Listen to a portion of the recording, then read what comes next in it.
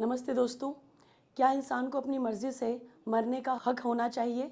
सुनने में डर लगता है ना, लेकिन इसे कहते हैं इथनेसिया। हिंदी में इसे कहते हैं इच्छा मृत्यु।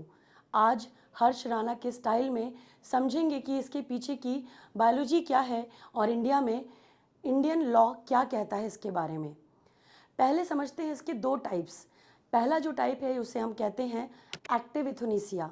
इसका मतलब होता है लीथल इंजेक्शन दे करके लाइफ को ख़त्म करना किसी पेशेंट के। दूसरा होता है पैसिव इथनेसिया, जिसमें जो अगर कोई पेशेंट लाइफ सपोर्ट सिस्टम पर है, जैसे कि वेंटिलेटर, तो उसके ऑर्गन्स को वो सपोर्ट सिस्टम से हटा देना और उसके बाद लाइफ सपोर्ट को हटाने के बाद जब उसकी मृत्यु हो जाती है उसे हम कहते हैं पैसिव इथनेसिया। सो बेसिकली नेचर को अपना काम करने देना चाहिए, लेकिन अगर कोई पेशेंट जो कि एक लाइलाज बीमारी से गुजर रहा है, उसे उसकी मर्जी के हिसाब से और उसके घर वालों की तरफ से इच्छा मृत्यु का निर्णय सुप्रीम कोर्ट ने बोला है कि दे सकते हैं। हिस्ट्री की बात की जाए तो एक बड़ा नाम आता है अरुणा शानबाग का। अरुणा एक नर्स थी जो 42 साल तक परसिस्टेंट वेजिटेटिव स्टेट में रहीं। उनके केस की वजह से ईयर 2011 में सुप्रीम कोर्ट ने पैसिव इथनेसिया पर डिस्कशन शुरू किया। वहीं वर्ल्ड लेवल पर देखा गया, नीदरलैंड एक पहला देश है जिसने 2002 में इसे लीगल किया था।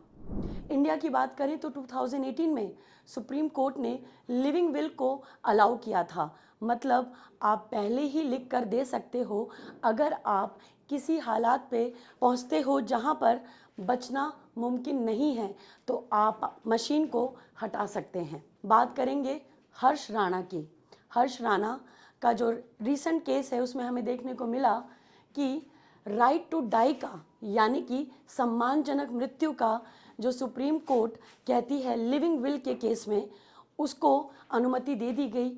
वह एक इंजीनियरिंग का छात्र था जो कि 4th फ्लोर से गिर करके उसको चोट लगी और पिछले 13 ईयर्स से वो लाइफ सपोर्ट सिस्टम पर था। साइंस जिंदगी तो बचा सकती है, लेकिन जब सिर्फ तकलीफ बची हो तो वहाँ right to die with dignity की बात आती है।